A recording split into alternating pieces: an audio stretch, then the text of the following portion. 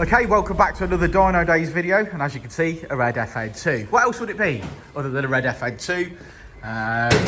It's got some modifications on it, which we will talk about now as Richard comes around to the front end of the car and opens the bonnet for me because I'm holding the camera. This is our second map today. First one was quite successful. Hopefully you've already seen that video. So thanks for tuning in. This has got a Dynodaze induction kit, a Jap Speed 4:1 decap manifold, and a Miltech twin exhaust system. One of Richard's favourites. Boo. Right, so we're going to do a stock power run. At that point, now a little birdie tells me that this might have been mapped, flash mapped. So stock power run, which I would imagine will be awful. And then we will flash the Ecutek system onto the stock ECU, and then we can make some magic happen. So let's see what power she puts out.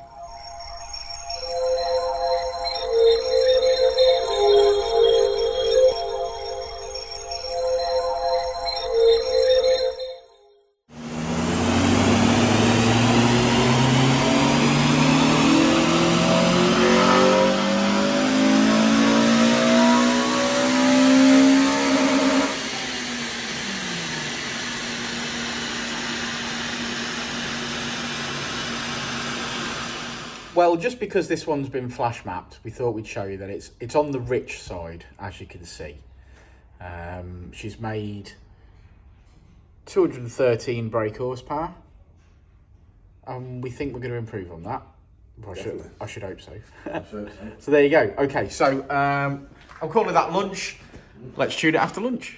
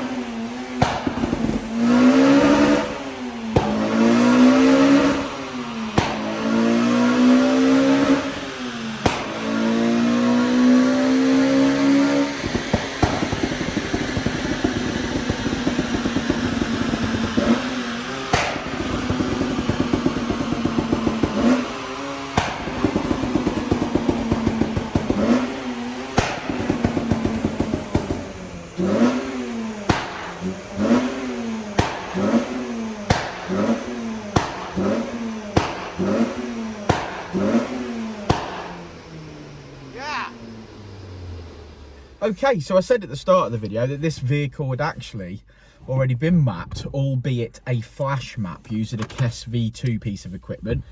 You see, you tend to find that that's the kind of equipment that exhaust centres have and small garages and things like that. There's nothing wrong with that, those tools, and I'll be honest, in the sense of a stage 1 diesel flash map. Agreed. Not a problem. If the car's totally stock and it's a stage 1 map, then I don't necessarily see the problem with those tools. When you're talking about you've made modifications to a car, like this car has had things changed, and then you're talking about a stage 1 file, they're not producing the best results at all, as we've proved today. Part of the problem is, especially with a petrol vehicle, is that they're not monitoring AFRs. They're not making adjustments to cam timing.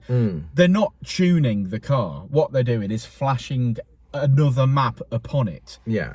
Now, when we look at the graph in a minute, and we will, you're going to understand the difference between an hour or two of Richard's time versus an hour or two of somebody flashing the car with a laptop. Yeah. I mean, a massive difference. I mean, when you look, again, I know we always sort of talk about this, when you're actually talking about peak numbers, I think this car was 212, was it originally? Yeah, mapped. So it was 212 mapped when it came in, and I say we've only finished on 220, but we've finished on 220. So when you say, oh, you've only made 8 brake horsepower. Peak numbers, they're peak numbers.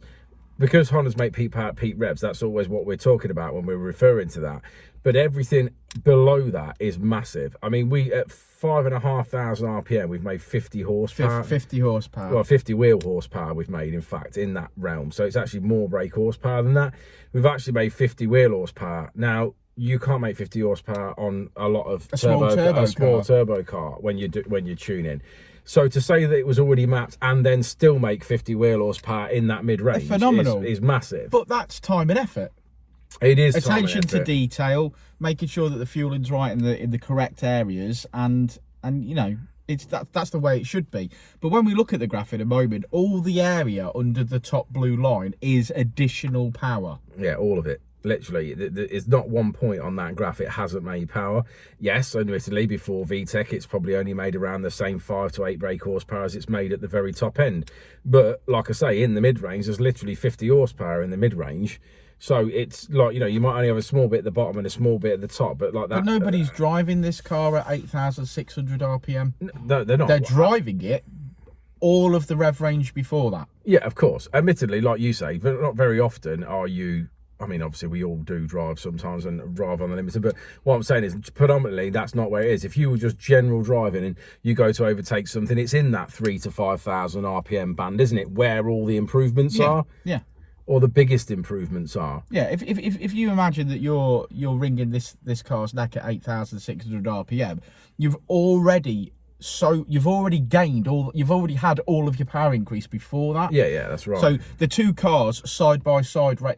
This car before and this car after racing each other, this car's already way ahead. Way ahead. Even with, well, it's had that 50 horsepower in the mid-range to accelerate away from it, hasn't it? Yeah. So it's a massive difference. And, you know, custom tuning, this is what it's all about. Well, it's custom tuning versus a flash tune, isn't it? That's the answer. All this is, all that, the reason that it's got 50 wheel horsepower in the mid-range is because somebody sat and bothered to do this. This is the job.